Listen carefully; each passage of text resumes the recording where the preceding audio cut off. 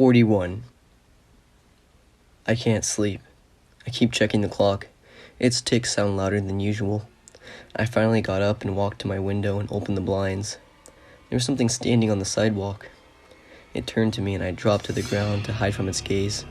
It was dark outside and I could barely see what it was, but its limbs looked mangled. I peeked out the window after 10 minutes of sitting there, hearing nothing but my heart beating rapidly and the ticking of my clock. Whatever it was gone now. I felt myself relax a bit and sigh in relief. I chuckled and dismissed at what had just happened. I closed the blinds and crawled back into bed. It was quiet. It felt too quiet. I looked at my clock. It had stopped ticking when it reached 5 a.m. I got up and went to it, taking it off the wall and looking at it like it was going to start ticking again, like doing nothing and watching would make it all better. I heard a whisper behind me saying, 41. I jumped and looked behind me. No one.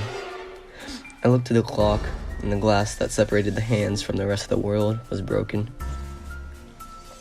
I reached for my phone on my dresser, but I stopped right before I picked it up, my hand shaking. I chuckled and put my hand back to my side. I got dressed and went out the back door through the side gate, looking around first. I started walking down my street. I got to the end of it, which was where a large forest started. No one ever liked to go into it because bad things always happened when you did. People call it Forest 39 because 39 people went missing inside the forest.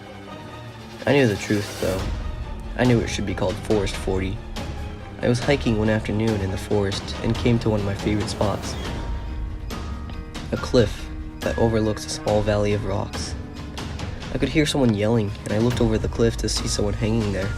They looked exhausted and obviously needed help. I took out my phone and was about to call emergency services. Something happened inside me. I put my phone away and squatted down by the ledge. I looked down at them and watched. Something about watching them struggle and call for me for help. It was exciting. I didn't want the moment to go away, so I watched for what felt like forever. Then, they slipped. I watched them fall to the bottom. I saw their body be mangled by the rocks on their way down. I smiled softly and returned home. I looked back down the street one last time. It was obvious what I had to do. I lived at 4141 Forest Avenue. Now that I looked, the signs were everywhere. 41 houses, 41 street lamps, 41 cars. Hell, even my clock. 41 hours would be 2 days and 17 hours, or 5 a.m. It was my turn. I walked into the forest and to my favorite spot. The sun was just now starting to come over the horizon. I heard it behind me again. 41. I looked around my favorite spot one last time, and I leaned over the edge. That was interesting. If you liked it, please tell me. If not,